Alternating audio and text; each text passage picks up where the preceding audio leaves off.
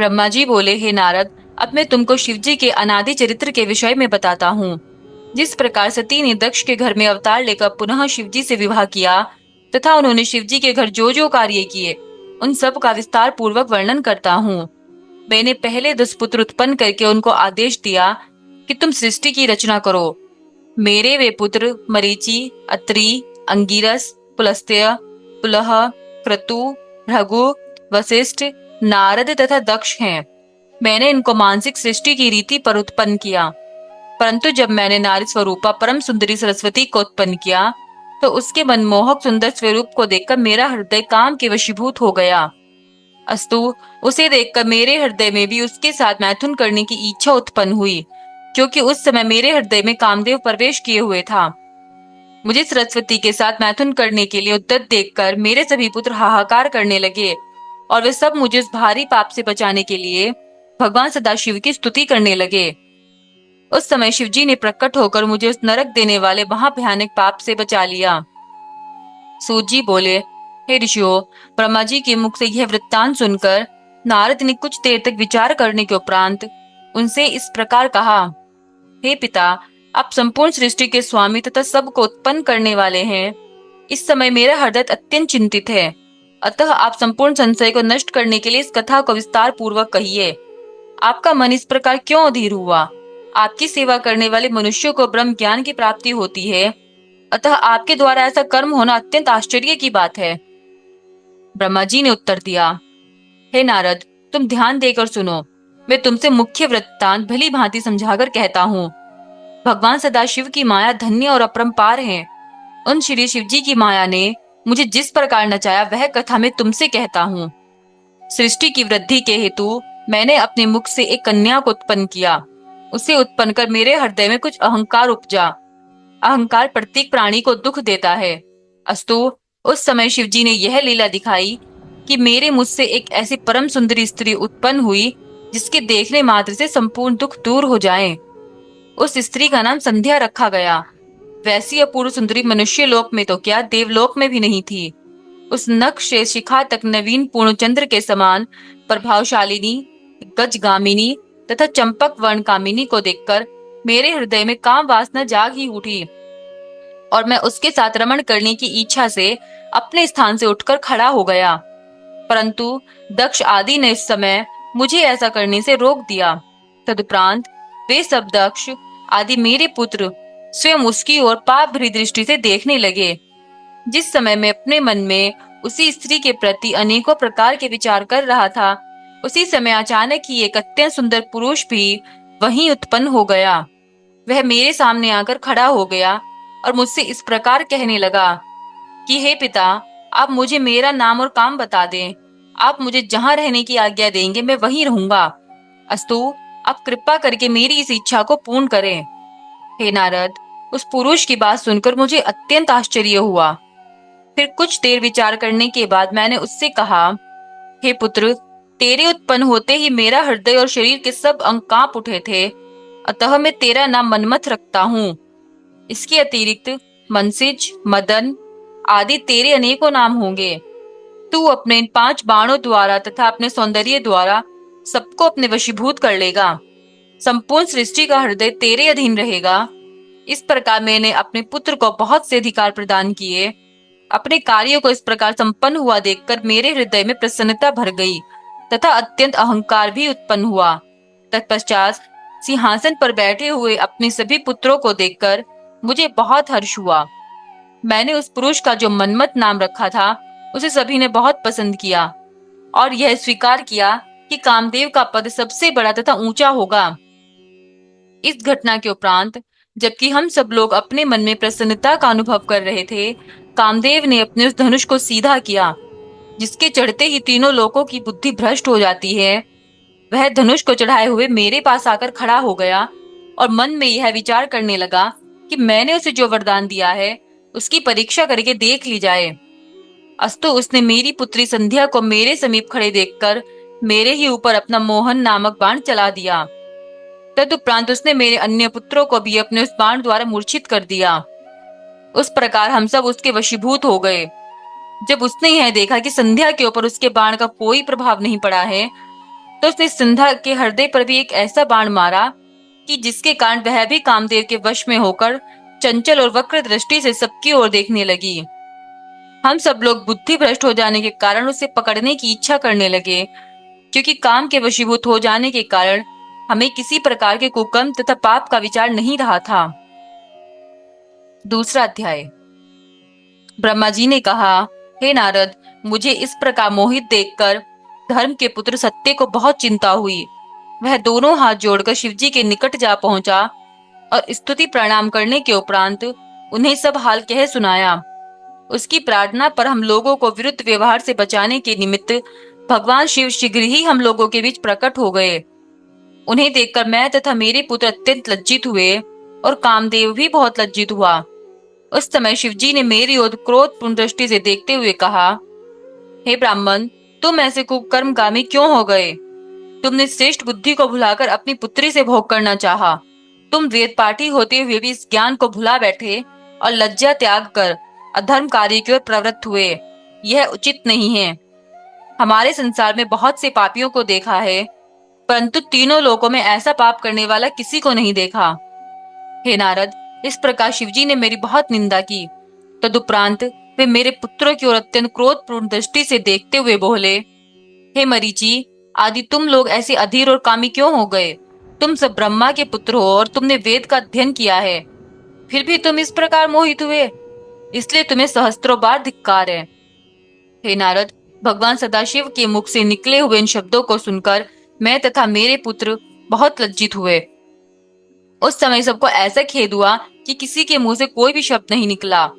तदुपरांत मैंने इंद्रियों एवं वीर्यों को मस्तक पर चढ़ाकर संध्या के प्रति जो आसक्ति मेरे हृदय में उत्पन्न हुई थी, उसका त्याग कर दिया। भगवान सदाशिव के भय से मैं पाप कर्म में प्रवृत्त होने से बच गया और मेरे पुत्र भी उस निंदनीय कर्म की ओर से विमुख हो गए। उस समय भय के कारण मेरे शरीर से जो पसीना टपका, उससे 64 योगिनियां उत्पन्न हुई, जो संसार से विमुख होकर तपस्या के अतिरिक्त अन्य कोई कार्य नहीं करती हैं। तदुपरांत 86 पुत्र और उत्पन्न हुए। दक्ष प्रजापति के शरीर से पसीना निकलकर पृथ्वी पर गिरा, उससे एक स्त्री की उत्पत्ति हुई। अत्रि, मरीचि, प्लह, भृगु तथा तुम अर्थात नारद के शरीर से पसीना नहीं निकला।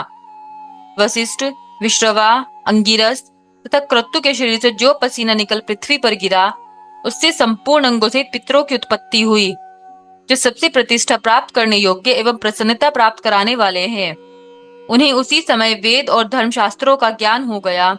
वे सब परम धार्मिक, धर्म का उपदेश करने वाले एवं संपूर्ण कार्यों को करने की क्षमता रखने वाले थे। हे नारद, क्रतु से सोमपा, वशिष्ठ से अहिर्भुग्न, पुलस्त्य से आज्यप तथा अंगिरस से बहिर्पद हुए। इस प्रकार पितर 4 प्रकार के हैं, पर वे 6 प्रकार के प्रसिद्ध हैं। तत्पश्चात मेरी आज्ञा से संध्या ने उन पितरों द्वारा गर्भ धारण किया। इस प्रकार मेरे धर्म की रक्षा करके भगवान सदाशिव अंतर्धान हो गए। उनके चले जाने के पश्चात मैंने अत्यंत क्रोध पूर्वक कामदेव की ओर देखा और उसे शाप देने की इच्छा प्रकट की। उस समय मेरे सब पुत्रों ने मुझे बहुत समझाया, परंतु मैंने माया के वशीभूत होकर उनकी बातों पर कोई ध्यान नहीं दिया। उस समय मैंने मनमत से कहा, अरे मूर्ख, तूने यह क्या दुखदायीपन किया, जो मेरे हृदय को ऐसा घोर पाप कर्म करने की ओर प्रवृत्त कर दिया। तूने अपने पिता की खूब सेवा की, अस्तु तूने जैसा काम किया है वैसा ही अब तू फल भी प्राप्त करेगा। तेरे कारण शिवजी ने मेरी अत्यंत निंदा की है, अतः मैं तुझे शाप देता हूँ कि तू जलकर भस्म हो जाए। भगवान सदाशिव के नेत्रों की अग्नि में पड़कर तुझे अपना शरीर त्याग देना पड़े और तेरी दशा को देखकर मेरा हृदय शीतल हो। हे नारद, इस शाप को सुनकर कामदेव अत्यंत भयभीत हो थरथर कांपने लगा और इस प्रकार कहने लगा, हे पिता, आप संसार को उत्पन्न करने वाले तथा न्याय और अन्याय की स्थापना करने वाले हैं। मैंने आपका कोई अपराध नहीं किया है, फिर भी आपने मुझे यह शाप क्यों दे डाला? मैंने तो आपकी आज्ञा की केवल परीक्षा ही ली थी। मेरे भाग्य से आपने मेरे लिए अब जो नई आज्ञा दी है वह तो अवश्य होगी ही, परंतु आप कृपा करके मुझे ऐसा वरदान भी दीजिए जिससे मैं शिवजी की नेत्र ज्वाला में भस्म होने के उपरांत पुनः उत्पन्न हो सकूं। इस प्रकार कृपा करके मेरा दुख नष्ट कर दीजिए। इतनी कथा सुनकर ब्रह्मा जी ने कहा, हे नारद, कामदेव की यह प्रार्थना सुनकर मुझे अत्यंत प्रसन्नता हुई। तब मैंने कहा, हे कामदेव, मैंने तेरे संबंध में जो कुछ कहा है वह तो निश्चित रूप से होगा ही, परंतु अब मैं तुझे यह वरदान देता हूँ कि तुझे भस्म करने के उपरांत कुछ दिनों बाद जब शिवजी अपना विवाह करेंगे, उस समय तुझे यही शरीर पुनः प्राप्त हो जाएगा और शिवजी तेरे सहायक हो उठेंगे। इस बात को सुनकर सभा में फिर से नवीन आनंद भर गया। तीसरा अध्याय। ब्रह्मा जी ने कहा, हे नारद, इस प्रकार मैंने शिवजी की माया के अधीन होकर तथा अहंकार के वशीभूत होकर पहले तो अपने प्रभु के साथ वैर किया, तदुपरांत कामदेव पर कृपा करके दक्ष प्रजापति से यह कहा, हे पुत्र, तुम अपनी स्वेदका नामक पुत्री का विवाह कामदेव के साथ कर दो तो हमारा हृदय प्रसन्न होगा। मेरी इस आज्ञा को सुनकर दक्ष ने कामदेव से कहा, हे अनंग, मेरी पुत्री को, जो रति नाम से भी प्रसिद्ध है, स्वीकार करो और प्रसन्नता पूर्वक तीनों लोकों पर विजय प्राप्त करते रहो। कामदेव ने भी दक्ष की यह प्रार्थना स्वीकार कर ली। तब रति के साथ कामदेव का बड़ी धूमधाम के साथ विवाह हुआ। उस समय मैंने अत्यंत प्रसन्न होकर दक्ष को अपनी बाईं ओर बिठाया। फिर पिता का समान उपदेश करते हुए भगवान सदाशिव ने मुझसे जो शब्द कहे थे उन पर विचार करते हुए दक्ष से बोला, हे दक्ष, शिवजी योगी स्वरूप धारण कर तीनों लोकों को जीत, भोग विलास को त्याग, स्त्रीहीन हो सदैव स्वच्छंद विचरण किया करते हैं। अपनी दशों इंद्रियों पर विजय प्राप्त कर वे स्वाधीन बने हुए हैं। अतः तुम ऐसा कोई उपाय करो जिससे शिवजी सांसारिक रीति के अनुसार अपना विवाह कर ले। ऐसा हो जाने पर हम निश्चित हो जाएंगे। शिवजी ने तुम्हें भी बहुत धिक्कार दिया है और अपने बड़प्पन के अहंकार में भरकर किसी को कुछ नहीं समझा है। यदि विष्णु ने हमसे ऐसा कहा होता तो हम कुछ भी बुरा नहीं मानते। शिवजी हमारे पुत्र होते हुए भी हमारे प्रति ऐसे कटु वचनों का प्रयोग करते हैं, और तुमसे भी, जबकि तुम उनके भाई होते हो, इस प्रकार अनादर वचन कहते हैं। सो यह किसी भी हालत में उचित नहीं है। अस्तु, जब तक शिवजी किसी स्त्री से विवाह नहीं कर लेते हैं तब तक हमारा शोक दूर नहीं होगा। अब सोचने की बात यह है कि संसार में ऐसी कौन सी स्त्री है जिसके ऊपर शिवजी मोहित हो जाए और उससे अपना विवाह कर ले, तथा वह स्त्री शिवजी की सारी चतुराई को दूर कर दे। यहाँ यह बात ध्यान में रखने की है कि जब कामदेव भी शिवजी को वश में नहीं कर सका तो अन्य देवता उनके समक्ष किस प्रकार ठहर सकते हैं। फिर भी यदि कामदेव कुछ प्रयत्न करे तो शायद काम बने। हे नारद, इतना कहकर मैं हंसता हुआ कामदेव के पास जा पहुंचा। उसके सुंदर स्वरूप को देखकर मुझे यह निश्चय हो गया कि कामदेव द्वारा हमारा यह काम अवश्य सिद्ध हो जाएगा। कामदेव ने मुझे अत्यंत आदर पूर्वक अपने पास बैठाया। उसी समय मेरे श्वास से एक अत्यंत सुंदर पुरुष उत्पन्न हुआ। उसका नाम मैंने वसंत रखा। वसंत के जन्म से कामदेव की शक्ति में वृद्धि हुई। उस समय तीनों प्रकार की वायु चलने लगी तथा पक्षी गण मधुर स्वरों में चहचहाने लगे। कोकिला भी मीठे स्वरों में कूक उठी। कामदेव की उस शक्तिशाली सेना को देखकर मैंने कहा, हे मन्मथ, यदि तुम अपने पराक्रम से शिवजी को वश में कर लो तो तीनों भुवनों में तुम्हारी अत्यंत प्रसिद्धि होगी। अस्तु, तुम मेरी आज्ञा मानकर इस कार्य को शीघ्र संपन्न करो। मेरी इस आज्ञा को सुनकर कामदेव ने उसे मस्तक पर धारण किया। तदुपरांत वह मुझे प्रणाम कर और अपनी सेना को साथ लेकर शिवजी के समीप चल दिया। ब्रह्मा जी ने कहा, हे नारद, जिस समय अपनी सेना को लेकर शिवजी के पास चला उस समय संपूर्ण संसार पर कुछ ऐसा प्रभाव पड़ा कि सृष्टि के समस्त प्राणी बुद्धिहीन हो उसके वशीभूत हो गए। चौथा अध्याय। शिवजी के गणों पर भी उसका प्रभाव पड़े बिना न रहा। जब शिवजी ने यह जाना कि कामदेव उन पर विजय प्राप्त करने के निमित्त अपनी सेना को साथ लिए हुए आ रहा है तो उनके ऊपर उसका कुछ भी प्रभाव न पड़ा। वे अपनी इंद्रियों को जीत कर अपने स्थान पर ध्यान मग्न बैठे रहे। उनके ऊपर कामदेव का कोई वश नहीं चला। तब कामदेव अत्यंत दुखी एवं चिंतित होकर वहां से लौट आया और कायरों की भांति मेरे सामने आकर पृथ्वी पर गिर पड़ा। तदुपरांत स्तुति करते हुए इस प्रकार बोला, हे पिता, मैंने अपनी सेना द्वारा संपूर्ण देवता, मुनि एवं अन्य जीवधारियों को तो वश में कर लिया, परंतु शिवजी के ऊपर मेरा कोई प्रभाव नहीं पड़ा। अब मुझे यह भय लग रहा है कि कहीं वे मेरे ऊपर क्रुद्ध न हो जाएं। प्रज्वलित अग्नि के समान उनके स्वरूप का स्मरण कर मैं मन ही मन अत्यंत भयभीत हो रहा हूँ।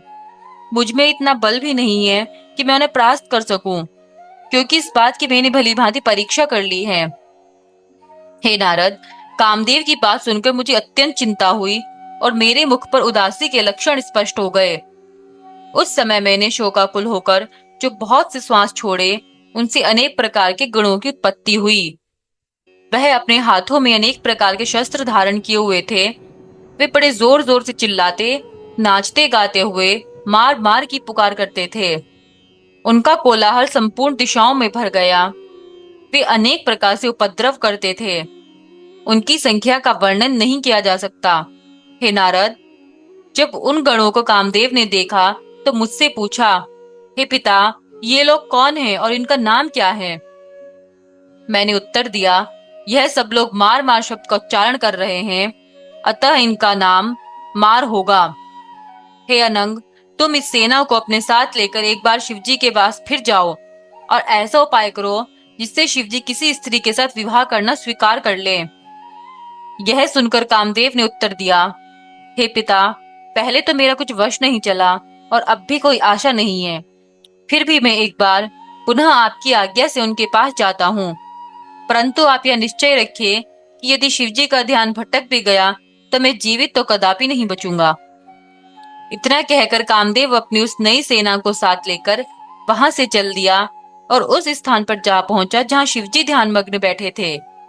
सर्वप्रथम उसने पृथ्वी पर मस्तक रखकर शिवजी को प्रणाम किया। तदुपरांत उनकी प्रसन्नता के निमित्त अनेक प्रकार से उनकी स्तुति की।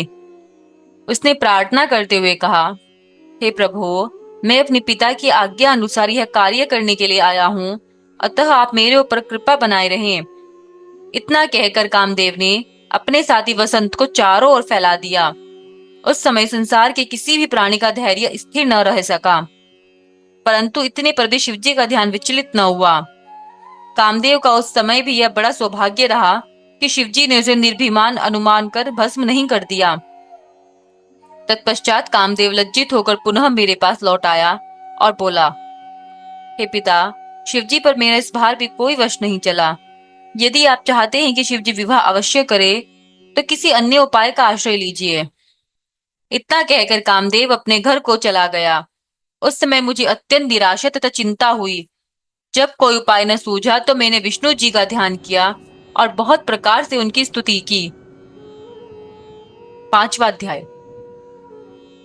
ब्रह्मा जी ने कहा, हे नारद, मैंने भगवान विष्णु की विनती करते हुए कहा, हे प्रभु, आप अपना सेवक जानकर मेरा दुख दूर कीजिए। हे दीनबंधु, आप अपने सेवकों के हित के लिए अवतार लेते हैं, अतः इस समय आप प्रकट हो जाएं। जिस समय मैंने उन्हें प्रणाम किया उस समय वे हंसकर कहने लगे, हे ब्राह्मण, आपने हमें किस लिए स्मरण किया है? आपको कौन सा कष्ट है? तब मैंने उन्हें कामदेव जी का शिवजी के पास जाने और निराश होकर लौट आने का संपूर्ण वृत्तांत कह सुनाया। उसे सुनकर विष्णु जी बोले, हे ब्राह्मण, आप शिवजी को पत्नी सहित क्यों देखना चाहते हैं? उन्हें अकेला क्यों नहीं रहने देते? आपकी मनोभिलाषा को जानकर ही हम कुछ उपाय बताएंगे। श्री विष्णु जी के मुख से यह वचन सुनकर मैंने उन्हें वह वृत्तांत सुनाया कि मैंने अपनी पुत्री संध्या के साथ मैथुन करना चाहा था और शिवजी ने प्रकट होकर मुझे धिक्कारा था। मैंने कहा था कि जब तक मैं शिवजी को सपत्तिक नहीं देख लूंगा तब तक मेरे हृदय का क्षोभ नहीं जाएगा। हे नारद, मेरी बात सुनकर विष्णु जी ने कहा, हे ब्राह्मण, आप अपनी इस मूर्खता को दूर कर दें। आप जो शिवजी को अपना पुत्र समझकर बुद्धि के विरुद्ध बातें कह रहे हैं वे उचित नहीं हैं। हम और आप दोनों ही उनके सेवक हैं। वे सर्वथा स्वाधीन एवं भक्तों पर अनुग्रह करने वाले हैं। यदि आपकी यही इच्छा है कि वे अपना विवाह कर लें, तो आपको उनकी शरण में जाना उचित है। सर्वप्रथम आप कठिन तपस्या द्वारा उन्हें प्रसन्न करें। तदुपरांत उमा का स्मरण करते हुए दक्ष प्रजापति से भी उसी प्रकार कराएं। उस तप के प्रभाव से भगवती उमा दक्ष प्रजापति के घर पुत्री रूप में जन्म लेंगी और उनका विवाह शिवजी के साथ होगा। ऐसा करने से संपूर्ण लोकों का कल्याण भी होगा और आपकी इच्छा भी पूर्ण हो जाएगी। इतना बात कह श्री विष्णु जी भगवान सदाशिव के चरणों का ध्यान धरते हुए अपने लोक को चले गए। 6वां अध्याय। ब्रह्मा जी ने कहा, हे नारद, भगवान विष्णु जी की आज्ञा शिरोधार्य कर मैंने भगवान सदाशिव के प्रति उस द्वेष को त्याग कर दिया जिसे मैंने उनकी माया से मोहित होकर अपना रखा था। तदुपरांत दक्ष को बुलाकर उसे वह सब हाल कह सुनाया जो कुछ श्री विष्णु जी ने मुझसे कहा था। मैंने उससे कहा, हे पुत्र, अब तुम एक कन्या को जन्म दो जो भगवान सदाशिव की पत्नी हो सके। ऐसा होने पर हम और तुम संसार में धन्य हो जाएंगे। तुम भगवान सदाशिव की तपस्या करके उनका दर्शन प्राप्त करो और यह वरदान मांगो कि हे प्रभु, आप मेरी संतान बनकर जन्म ले। मैं भी तपस्या करके उनसे यही मांगूंगा। वे भगवान त्रिशूल पाणी आदि शक्ति संपन्न तथा सगुण निर्गुण दोनों रूप वाले हैं। उनकी महिमा का पार वेद ने भी नहीं पाया है। वे तपस्या के वशीभूत होकर निश्चय ही दर्शन देते हैं। जब उन कृपालु शिव जी ने मुझे उत्पन्न किया था, उस समय मेरी तथा विष्णु जी की प्रार्थना को सुनकर हमें यह वरदान भी दिया था कि वे स्वयं भी हर नामक अवतार ग्रहण करेंगे और हमारे संपूर्ण मनोरथों को पूर्ण करेंगे। उन्होंने यह बताया था कि उनकी आदि शक्ति, जिनके अंश से लक्ष्मी जी की उत्पत्ति हुई है, भी एक अला से उमा के रूप में जन्म लेकर हर अवतार की पत्नी होंगी। भगवान सदाशिव ने बताया था कि हमारे स्वरूप की आदि शक्ति द्वारा ही इस संपूर्ण सृष्टि की उत्पत्ति होती है और वह आदि शक्ति समस्त संसार की माता है।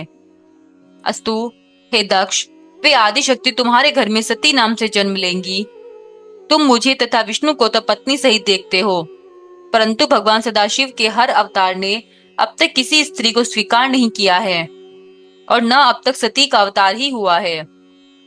अतः तुम ऐसा उपाय करो जिससे सती का अवतार हो। इस प्रकार समझाकर मैंने दक्ष को विदा किया। तदुपरांत घर जाकर संपूर्ण इंद्रियों को वशीभूत कर वेद के अनुसार तपस्या करने लगा। मैंने अपने मन में श्री जगदम्बा का ध्यान कर श्वास को मस्तक पर चढ़ा लिया और मन के वेग को जीतकर उनकी स्तुति की। तब मेरी उस तपस्या से प्रसन्न होकर जगदम्बा ने मुझे सेवक जानकर दर्शन दिया। 7वां अध्याय। ब्रह्मा जी ने कहा, हे नारद, ऐसा कौन सा प्राणी है जो भगवती महामाया के उस अनुपम सुंदर शरीर को देखकर मोहित न हो जाएं? उनके दर्शन प्राप्त कर देवता तथा ऋषि मुनि भी मोहित हो जाते हैं। वे अपने मुख्य चिन्हों से अलंकृत तथा वस्त्र आभूषण को धारण किए हुए थी। वे सिंह पर आरूढ़ थी। उनके स्वरूप को देखकर मैं अपना मस्तक नीचे झुकाकर उनकी स्तुति करने लगा। उस समय भगवती भवानी ने मुझ पर दया करते हुए कहा, हे ब्राह्मण, तुम जो चाहते हो वर मांग लो। यह सुनकर मैंने पिछली बातों को स्मरण करते हुए कहा, हे मातेश्वरी, रुद्र नामक शिव अवतार ने मुझसे बहुत ही कटु वचन कहे हैं और व्यर्थ ही धिक्कारा है। अतः आप अवतार लेकर उन्हें वश में कर लें, जिससे वे भी हमारे ही समान ग्रस्त हो जाएं। कृपा कर आप यही वरदान दक्ष प्रजापति को भी दीजिए, क्योंकि इसी अभिलाषा को लिए वह आपकी भी आराधना कर रहा है। तीनों लोकों में आपके अतिरिक्त कोई ऐसा नहीं जो शिवजी को मोहित कर सके। हे नारद, मेरी बात सुनकर भगवती भवानी ने कहा, हे ब्राह्मण, तुम धोखा देकर मुझसे यह क्या मांग रहे हो? इससे तुम्हें क्या लाभ होगा? इस समय तुमने मेरे सामने संकट भी उपस्थित कर दिया है कि मैं तुम्हें वरदान न दूं तो वेद का मार्ग नष्ट हो जाएगा। इतना कहकर उन भगवती ने योग धारण द्वारा उन परब्रह्म परमेश्वर का ध्यान किया, जो अपने भक्तों को प्रसन्नता प्रदान करते हैं और सबके अंतःकरण का हाल जानते हैं। भगवान सदाशिव ने उन्हें ध्यान अवस्था में यह आज्ञा दी कि ब्रह्मा जिस वरदान को मांगते हैं उन्हें दे दो और तुम अवतार ग्रहण करना स्वीकार कर लो। हम तुम्हें अत्यंत स्नेह पूर्वक अंगीकार करेंगे तथा ब्रह्मा को इस प्रकार मोहित करेंगे कि उनका संपूर्ण गर्व नष्ट हो जाएगा। पर ब्रह्म की ऐसी आज्ञा पाकर भगवती जगदम्बा ने मुझसे कहा, हे ब्राह्मण, हर रूपी भगवान सदाशिव योगी राज हैं, उन्हें मोहित नहीं किया जा सकता, परंतु तुम्हारी प्रार्थना के अनुसार युक्ति पूर्वक तुम्हारा मनोरथ सिद्ध कर दिया जाएगा। जब तक हर स्त्री को स्वीकार नहीं करेंगे, तब तक न तो उन्हें परलोक का फल मिलेगा और न संसार में आनंद ही प्राप्त होगा। अतः मैं उनके निमित्त दक्ष प्रजापति की पुत्री के रूप में स्वयं ही अवतार ग्रहण करूंगी। उस समय शिवजी मुझ पर मोहित होकर मेरे साथ विवाह कर लेंगे। इतना कहकर भगवती महामाया अंतर्धान हो गई और मुझे अत्यंत प्रसन्नता प्राप्त हुई। 8वां अध्याय। इतनी कथा सुनाकर सूत जी बोले, हे ऋषियों, पितामह ब्रह्मा जी द्वारा इस वृत्तांत को सुनकर नारद जी ने अत्यंत प्रसन्न होकर कहा, हे पिता, भगवान सदाशिव की आदि शक्ति ने जब आपको यह वरदान दे दिया, उसके उपरांत क्या घटना घटी, यह आप मुझे बताने की कृपा करें। ब्रह्मा जी बोले, हे आत्मज, जब भगवती महामाया ने प्रकट होकर मुझे यह वरदान दिया, तब दक्ष प्रजापति ने मेरी आज्ञा अनुसार घोर तपस्या करनी आरंभ की। उसने तीनों प्रकार का प्राणायाम करते हुए शिवरानी के चरण कमलों को अपने हृदय में स्थित किया। दक्ष के उग्र तप को देखकर श्री जगदम्बा ने अपने उसी शुद्ध, मनोहर एवं पवित्र स्वरूप में प्रकट होकर दर्शन दिया, जिसका वर्णन मैं पहले कर चुका हूँ। दक्ष ने उन्हें प्रणाम स्तुति करते हुए कहा, हे भगवती, मैं आपकी शरण में आया हूँ, आप मुझे अपना सेवक जानकर मेरे ऊपर कृपा करें। उसकी स्तुति सुनकर भगवती बोली, हे दक्ष, तुम्हारी जो इच्छा हो वह मुझसे मांग लो, मेरे लिए कोई भी वस्तु अदेय नहीं है। यह सुनकर दक्ष ने कहा, हे मातेश्वरी, आप मेरी पुत्री बनकर मेरे घर में अवतार लें और हर के मन को मोहित करें। इस कार्य में मेरा ही कोई प्रयोजन नहीं है, अपितु तीनों लोकों का उपकार भी सन्निहित है। मैंने मोक्ष का वरदान न मांगकर आपसे जो यह प्रार्थना की है, वह पूर्ण होनी चाहिए। दक्ष की प्रार्थना सुनकर भगवती महामाया ने कहा, हे दक्ष, तुम जो चाहते हो वही होगा। मैं तुम्हारी पत्नी के गर्भ से उत्पन्न होकर शिवजी की अर्धांगिनी बनूंगी, परंतु तुम अपने मन में किसी प्रकार अहंकार नहीं करना,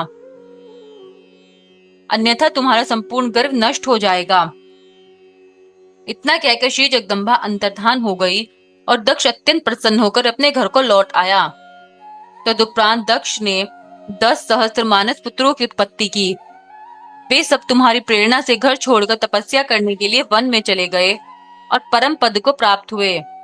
तत्पश्चात दक्ष ने 10 सहस्त्र पुत्र और उत्पन्न किए, परंतु वे भी तुम्हारा उपदेश सुनकर संसार से विरक्त होकर वहीं चले गए जहां उनके भाई गए थे।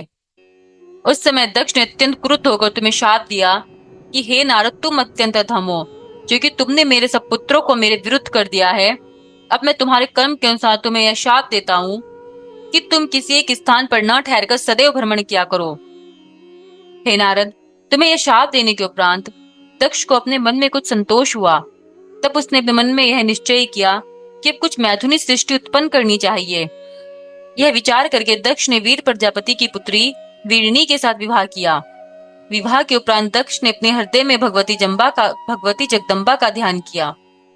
उस समय श्री जगदम्बा जी ने भी अपने मन में यह विचार किया कि अब मुझे दक्ष के घर जन्म लेकर उसका मनोरथ पूर्ण करना चाहिए। यह निश्चय कर वे दक्ष के हृदय में प्रवेश कर गई। उस समय दक्ष प्रजापति को अत्यंत प्रसन्नता प्राप्त हुई और भगवती के तेज से उनका शरीर प्रदीप्त हो उठा। तदुपरांत शुभ अवसर पाकर दक्ष ने उस तेज को अपनी पत्नी में स्थिर कर दिया। 9वां अध्याय। ब्रह्मा जी ने कहा, हे नारद, जब दक्ष की पत्नी गर्भवती हुई उस समय बहुत धूमधाम से उत्सव मनाया गया। दक्ष ने रीति के अनुसार पूजा की। मैंने तथा विष्णु जी ने भी उस उत्सव में सम्मिलित होकर दक्ष की पत्नी की सेवा एवं स्तुति करने के पश्चात दक्ष की प्रशंसा की। सभा समाप्त होने के पश्चात हम सब लोग अपने अपने लोक को लौट आए।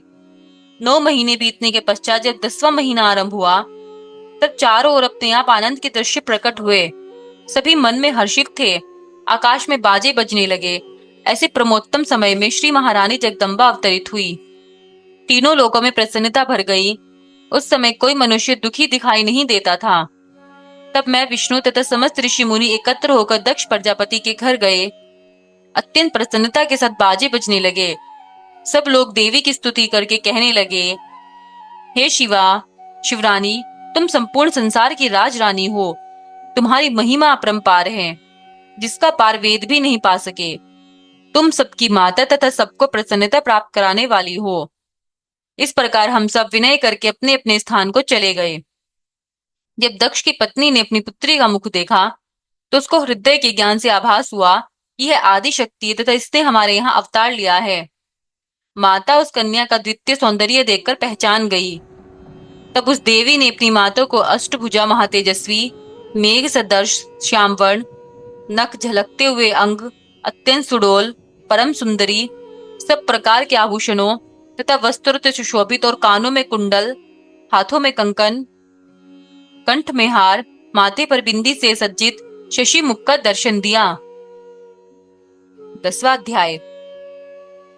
ब्रह्मा जी बोले, हे नारद, देवी स्वरूपा अपनी पुत्री का ऐसा रूप देखकर माता कृतज्ञ होकर उनकी स्तुति करने लगी और कहने लगी, मैं जानती हूँ कि तुम आदि शक्ति तथा सृष्टि की माता हो। तुमने हमारे ऊपर कृपा करके हमारे घर में अवतार लिया है। अस्तु तुम हम पर अनुग्रह करो और मेरे मन में अपने स्वरूप को स्थिर करो। इस समय तुम मुझे अपना स्वरूप बाल रूप में ही दिखाओ। मैंने तुम्हें पहचान लिया है। मैं जानती हूँ कि तुमने अपनी प्रतिज्ञा का पालन किया है। वैसे मैं क्या तुमको पहचान सकती हूँ, क्योंकि अंत में वेद भी तुम्हारी स्तुति करके हार मानकर चुप हो जाते हैं। उसी समय दक्ष प्रजापति ने आकर बड़े प्रेम से स्तुति की और कहा, तुमने अपने वचन का पालन कर मेरे घर में अवतार लिया है। मैं तथा मेरे भाई वेद सब जीवन मुक्त हो गए। तुम्हारी महिमा अपरंपार है। तुम केवल पूजा और तप के वश में हो। जैसा कि राजा सूरत का तप साक्षी है, वह अपने तप से ही परम पद प्राप्त कर सका था। तुम्हारा शुंभ और निशुंभ ने भी क्रोध और वैमनस्य से मन लगाया, तो भी वे ध्यान करने से परम गति को प्राप्त हुए।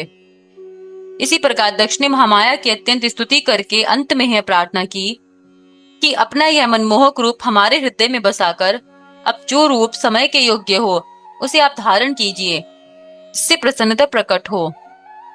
इस प्रकार दक्ष तथा उसकी पत्नी अर्थात अपने माता पिता की बातें सुनकर श्री देवी जी बोली कि हे दक्ष तथा हे दक्ष पत्नी, तुम दोनों ने ही हमारी बड़ी उपासना की है। हमने भी वरदान के अनुसार तुम्हारे घर अवतार लिया है। अब तुमको यही उचित है कि तुम जिस प्रकार मुझे शक्ति समझते हो, उसी प्रकार विश्वास रखते हुए कभी गर्व मत करना। देवी जी इतना कहकर कन्या का रूप धारण कर संसार की रीति के अनुसार रोने लगी। तब वह रुदन सुनकर कुल की असंख्य नारियां समस्त बांधियां एकत्र हो गई। उन सपनी पुत्री को देखकर प्रसन्नता प्रकट की। उस दिन नगर में सर्वत्र प्रसन्नता छाई हुई थी। चारों ओर से जय जय नाद गूंज रहा था। दक्ष तथा उसकी पत्नी ने वेद एवं कुल के नियम अनुसार सब रीति की तथा बहुत सा धन दान स्वरूप बांटा। उस समय मैं तथा विष्णु जी देवताओं और मुनियों को साथ लेकर वहां जा उपस्थित हुए तथा दक्ष के निवेदन के अनुसार हमने उस कन्या का नाम सती रखा। दक्ष के यहाँ पुत्री उत्पन्न होने से इस आनंद उत्सव की तीनों लोकों में चर्चा हुई। दक्ष प्रजापति तथा दक्ष पत्नी ने पुरुषों एवं स्त्रियों का समुचित आदर सत्कार किया। इसके पश्चात सब लोग अपने अपने घर को चले गए। दक्ष अपनी पत्नी सहित सती के प्रेम में निमग्न होकर सब कुछ भूल गए। सती चंद्रकला की भांति दिन दिन बढ़ने लगी। वे प्रतिदिन शिव पत्नी का पाठ करती तथा सदाशिव का ध्यान करती। वे पार्थिव पूजन करती तथा माता पिता की प्रसन्नता की ओर से अधिक ध्यान देती। यद्यपि उनका शिव में अधिक ध्यान रहता, परंतु इस बात को वे किसी पर प्रकट न होने देती। सती इसी प्रकार के विचित्र खेलों में मग्न रहती। जब कुछ बड़ी हुई तो उनके मुख की कांति तूनी हो गई। उनकी सुंदरता की समानता तीनों लोकों में कोई भी नहीं कर सकता था। लक्ष्मी मोहिनी भी उनकी सुंदरता की समानता न करके अंत में पराजय मान गई। हे नारद, इस प्रकार मैंने दक्ष की कन्या का यह संक्षेप में वर्णन किया है। 11वां अध्याय। ब्रह्मा जी ने कहा, हे नारद, एक समय सती ने दक्ष के सम्मुख एक विचित्र चरित्र किया था। उस समय मैं और तुम वहां पहुंचे। सती ने हम दोनों को बैठने के लिए स्वर्ण की चौकी देकर हमारी स्तुति की। हम दोनों ने सती की नम्रता तथा सेवा देखकर यह वरदान दिया कि जिसकी महिमा अपार है तथा जिसकी हम और विष्णु जी सेवा करते हैं, जो किसी दूसरी स्त्री को न चाहे, ऐसा परम पुरुष तुम्हारा पति हो। सती से ऐसा कहकर श्री दक्ष से कहा, हे दक्ष, तुम धन्य हो। तुम्हारे घर में आदि शक्ति जगदम्बा अवतरित हुई है। अब तुमको यही उचित है कि मोह रहित होकर कन्या का विवाह शिव के साथ संपन्न कर दो। ऐसा कहकर मैं और तुम अपने अपने स्थान को लौट आए। उस समय दक्ष ने प्रसन्न होकर सोचा कि अब सती युवा हुई तथा घर से बाहर पैर नहीं रखती है। अस्तु अब मुझे यही उचित है कि जिस प्रकार शिवजी उसको स्वीकार करे, वही उपाय करना चाहिए। इसी प्रकार विचार करते करते बहुत समय व्यतीत हो गया, परंतु दक्ष के हृदय में कोई बात स्थिर न हुई। तब सती ने सोचा कि मैं शिव का तप करके शिव शक्ति हो जाऊं, परंतु लज्जावश माता पिता की आज्ञा के बिना वे इस बात को प्रकट नहीं कर सकती थी। अंत में एक दिन उन्होंने अपनी माता से अपनी आकांक्षा प्रकट करते हुए कहा, यदि आज्ञा हो तो मैं वन में जाकर शिवजी की तपस्या करूं, क्योंकि वे बिना तपस्या किए मुझसे विवाह नहीं करेंगे। अब बिना विवाह के तुम्हारा मनोरथ पूर्ण न होगा। इसलिए हे माता, यही उचित है कि तुम मुझे इसके लिए पिता से आज्ञा दिला दो। माता ने सती की बात सुनकर दक्ष को बुलाया तथा सती की मनोकामना कह सुनाई। उसे सुनकर दक्ष अत्यंत प्रसन्न हुए। इस प्रकार सती जी अपने माता पिता की आज्ञा लेकर अपनी सखियों के साथ हाटकेश वन में पहुंचकर कठिन तपस्या करने लगी। उन्होंने उन्होंने तीनों ऋतुओं में उसी वन में रहकर व्रत का शुभारंभ किया और पूरी तरह शिव जी की पूजा की। वे कार्तिक में नित्य प्रातः स्नान कर शिव पूजन करके रात दिन शिव के चरणों में ध्यान लगाए रही। माघ में स्नान कर शिव जी की पूजा की तथा भीगे हुए वस्त्रों से नदी के तट पर तप करती रही और रात्रि को सखियों से जाकर अत्यंत प्रसन्न हुई। उन्होंने फागुन मास की 14 को शिव जी की पूजा की तथा उन पर अनेक प्रकार के पुष्प चढ़ाए और रात्रि को जागरण कर चारों प्रहर उनकी पूजा की। चैत्र मास में शुक्ल पक्ष की चतुर्दशी को टेसु के पुष्प अर्पित किए। उन्हीं पुष्पों से शिवजी का पूजन किया। वैशाख सूती तृतीया को शिवजी का पूजन किया तथा उनके सम्मुख नाना प्रकार के पुष्पों से नैवेद्य समर्पित किए। ज्येष्ठ मास के अंत में व्रत रखकर सहस्त्रों भटक के पुष्पों से शिवजी की पूजा की। अत्यंत पवित्र आषाढ़ मास में पूरे महाव्रत रखकर नाना प्रकार के पुष्पों से शिवजी का पूजन किया। श्रावण की अष्टमी को वस्त्रादिक दान किए। भादों के कृष्ण पक्ष को काम तिथि में सुंदर सुंदर पुष्प एवं फलों से अच्छी प्रकार शिवजी की पूजा की। इसी प्रकार चतुर्दशी को पुनः शिवजी का पूजन किया। इसी प्रकार सती का नंदाव्रत आनंद पूर्वक संपन्न हुआ। नंदाव्रत पूर्ण हो जाने के पश्चात सती ने प्रसन्न होकर लोगों को बहुत दान दिया और वेद के अनुसार अनेक प्रकार की सर्वोत्तम वस्तुएं एकत्र कर उनसे शिवजी का पूजन किया। ब्राह्मणों को शिव स्वरूप जानकर उनकी भी पूजा की। इस प्रकार शिव के प्रेम में मग्न होकर योग धारण से तप किया और श्वास चढ़ाकर जल में बैठ गई। उस समय मैंने तथा विष्णु जी ने जाकर देखा कि सती सिद्धों एवं अमरगण की भांति बैठी है और वहां के संपूर्ण जीवों में कोई भी द्वेष भाव नहीं है। यहाँ तक कि सिंह तथा गौ एक साथ रहते हैं। इसी प्रकार समस्त जीवधारी शत्रुता त्याग कर वहां प्रेम पूर्वक क्रीड़ा करते थे। मैं और विष्णु जी वहां की ऐसी दशा देखकर सती की स्तुति करने लगे। फिर कैलाश पर्वत की ओर यह कहते हुए कि सती शिव जी को अंगीकार करे चल दिए। 12वां अध्याय। ब्रह्मा जी बोले, हे नारद, मैंने स्वयं एवं विष्णु जी, देवता, मुनि, नाग, सिद्ध सबने शिव जी के प्रकट निकट जाकर देखा कि शिव जी शक्ति सहित विराजमान हैं। हम सबने उनकी स्तुति की तथा विनती करते हुए कहा, हे महाराज, जब हमको आपने उत्पन्न किया था तब आपने प्रण किया था कि हम तुम्हारे उपकार के लिए रुद्र नाम से अवतरित होंगे। सो ऐसा ही हुआ। आपने अपनी प्रतिज्ञा अनुसार अवतार लिया। अब आप हम पर कृपा करें। मैं और विष्णु जी यह कहकर चुप हो गए। यह सुनकर सदाशिव बोले, हे ब्रह्मा तथा विष्णु, मुझे तुम दोनों ही अत्यंत प्रिय हो। तुम यहाँ मुनियों के साथ किस लिए आए हो, सो मुझे सब ठीक ठीक बताओ। शिवजी के ऐसे वचन सुनकर हमने यह समझा कि अब मनोकामना अवश्य सिद्ध होगी। तब विष्णु और मैंने हाथ जोड़कर उनसे निवेदन किया, हे प्रभु, पहले आपने कहा था कि हम विवाह करके लोक कार्य सिद्ध करेंगे, सो अब वह समय आ गया है। अब आप अपने वचन का पालन कीजिए। शिवजी यह सुनकर हंसकर बोले, हम तो योगी हैं, हमें विवाह भोग से क्या संबंध। हमारा शरीर अवधूत है और हमारी सामग्री भी अशुभ है। हम इसी दशा में बहुत प्रसन्न हैं। देखो, लोग विवाह से अधिक दूसरा कोई आनंद नहीं मानते, परंतु वह कारागृह के समान है। जैसा कि वेद भी कहते हैं, जो बात मुझे अच्छी नहीं लगती तुम उसी के करने के लिए मुझसे कहते हो। अच्छा, फिर भी मैं अपना वचन पूरा करूंगा और विवाह करूंगा, परंतु इसके साथ एक बात अवश्य है कि मैं जिस प्रकार की स्त्री कहूंगा तुमको, मेरे लिए उसी प्रकार की स्त्री ढूंढनी होगी। वह स्त्री ऐसी हो जो हमारे तेज को सह सके, वह परम सुंदरी तथा कीर्ति युक्त हो और वह मेरी बात माने तथा पूरी तरह से मेरी सेवा करे। शिवजी के ऐसे वचन सुनकर मैंने तथा विष्णु जी ने हाथ जोड़कर उनसे निवेदन किया, हे प्रभु, आपके योग्य सर्वगुण संपन्न दक्ष प्रजापति की पुत्री है, जो आपके लिए ही महाकठिन तप कर रही है। आप वहां चलकर उनको वरदान दीजिए तथा उनसे विवाह कीजिए।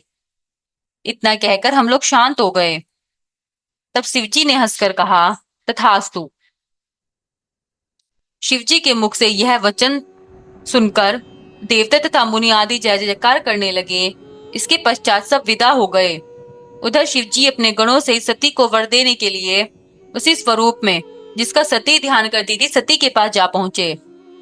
सती के मन से उस समय वह स्वरूप जिसका की सती ध्यान कर रही थी लुप्त हो गया। तब चिंतित होकर सती ने अपने नेत्र खोले और अपने सम्मुख उसी स्वरूप को देखा। सती ने उन्हें पहले तो प्रणाम किया, फिर अपने हृदय में उस स्वरूप का ध्यान धर लज्जा से मस्तक नत कर लिया तथा आनंद में मग्न हो वे शांत बैठी रही। उन्होंने कुछ न कहा। उस समय सती को जो आनंद हुआ उसका वर्णन करना बहुत कठिन है। शिवजी सती को देखकर शांत होकर बोले, हे दक्ष प्रजापति की पुत्री, हम तुम्हारे तप से बहुत प्रसन्न हुए हैं। तुम्हारी जो इच्छा हो वह मांगो। यद्यपि शिवजी सती की मनोकांक्षा जानते थे, परंतु सती का वचन सुनने को यह आज्ञा दी। फिर भी सती कुछ न कह शांत ही रही। सती का यह भाव शिवजी को बहुत भला लगा। वे फिर बोले, मांगो मांगो, विलंब ना करो, तुम्हारी प्रत्येक मनोकांक्षा पूर्ण होगी। इतनी कथा कहकर ब्रह्मा जी बोले, हे नारद, इस प्रकार जब शिवजी ने बार बार कहा तब सती बोली, हे महाराज, आप तो अंतर्यामी हैं। आप मेरे मुख से अपनी प्रीति सुनना चाहते हैं तथा सांसारिक जीवों की भांति पूछते हैं, तो मेरा मनोरथ सुनिए। मैं चाहती हूँ कि आप मेरे पति हो और मेरे साथ विवाह करके मुझको अपने घर की दासी बनाएं। शिवजी ने सती के ऐसे वचन सुन प्रसन्न होकर तथास्तु कहा तथा अंतर्धान हो गए।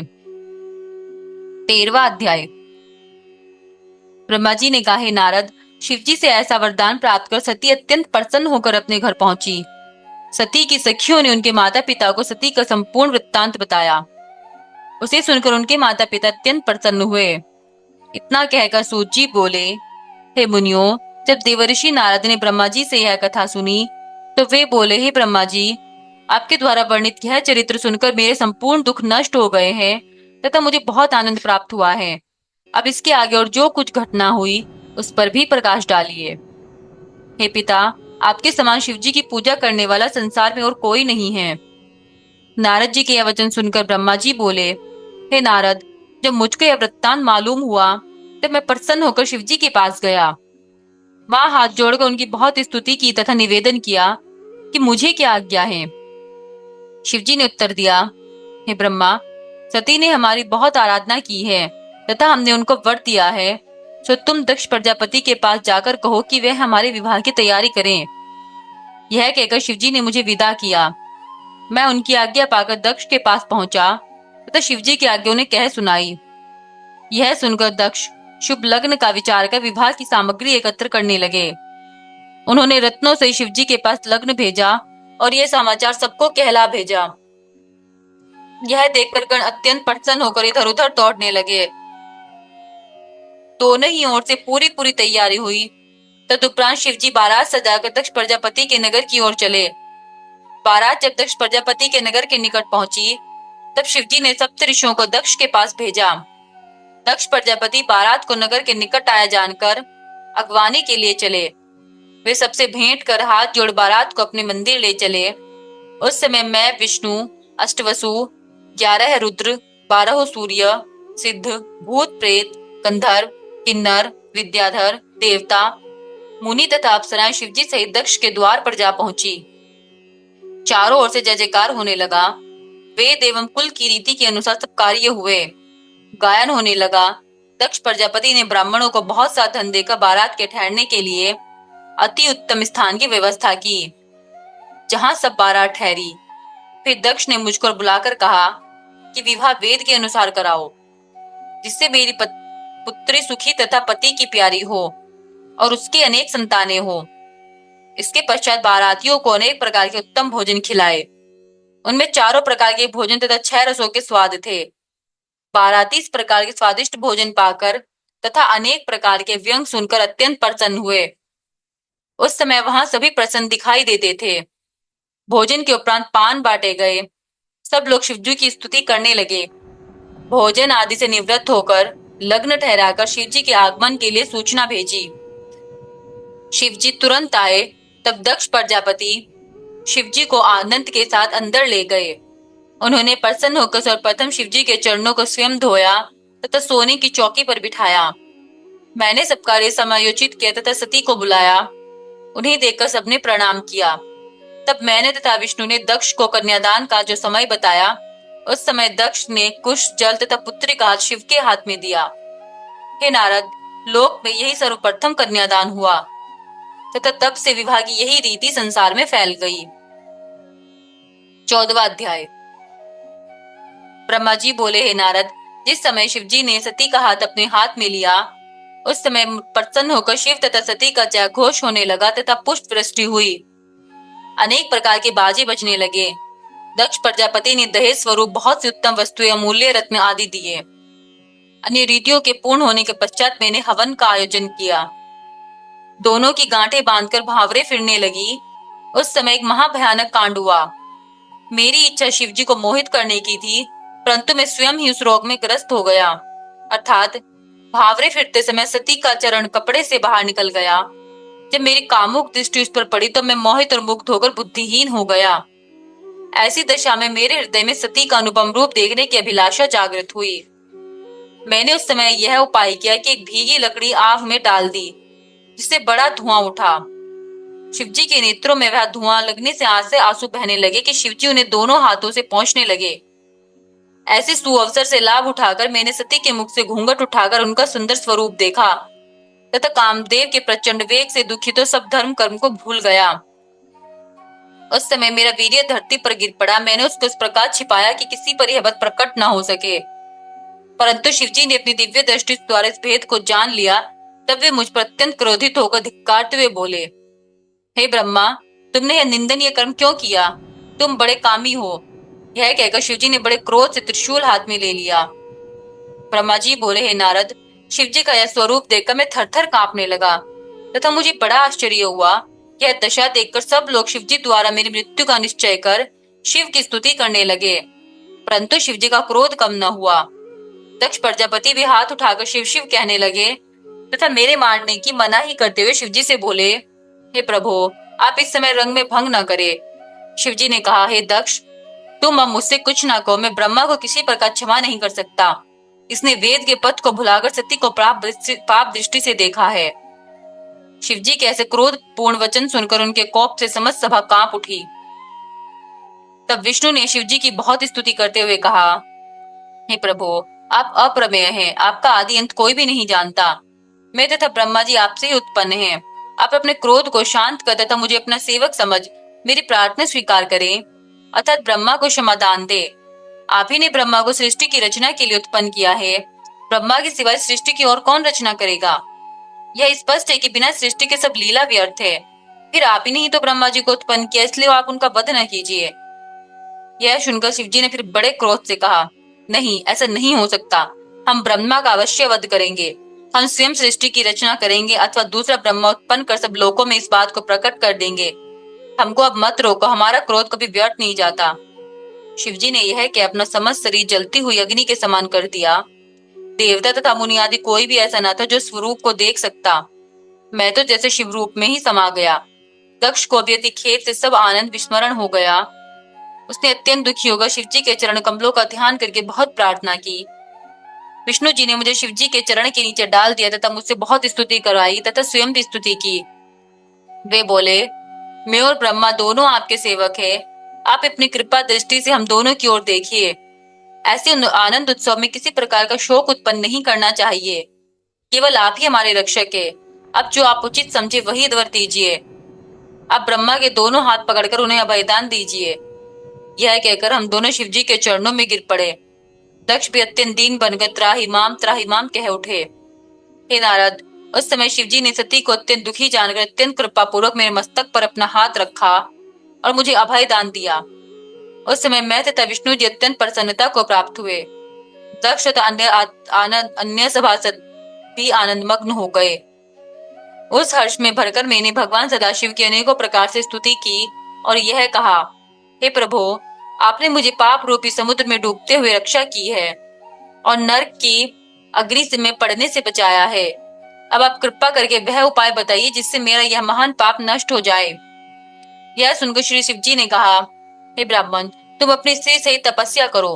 तुम्हारे पाप का यही प्रायश्चित है। जब तुम तपस्या द्वारा निष्पाप हो जाओगे, उस समय तुम्हारा नाम रुद्रशिरा होगा और तभी तुम अपने संपूर्ण मनोरथ को प्राप्त होंगे। तुमने देवताओं का अधिपति होते हुए जो मनुष्य के समान निकृष्ट कर्म किया है, उसी कारण तुम्हें मनुष्य योनि में जन्म लेकर लज्जा उठानी पड़ेगी। इस उपाय से तुम्हारा पाप नष्ट हो जाएगा। भगवान सदाशिव के श्रीमुख से निकले हुए इन वचनों को सुनकर मुझे तथा दक्ष को अत्यंत प्रसन्नता प्राप्त हुई।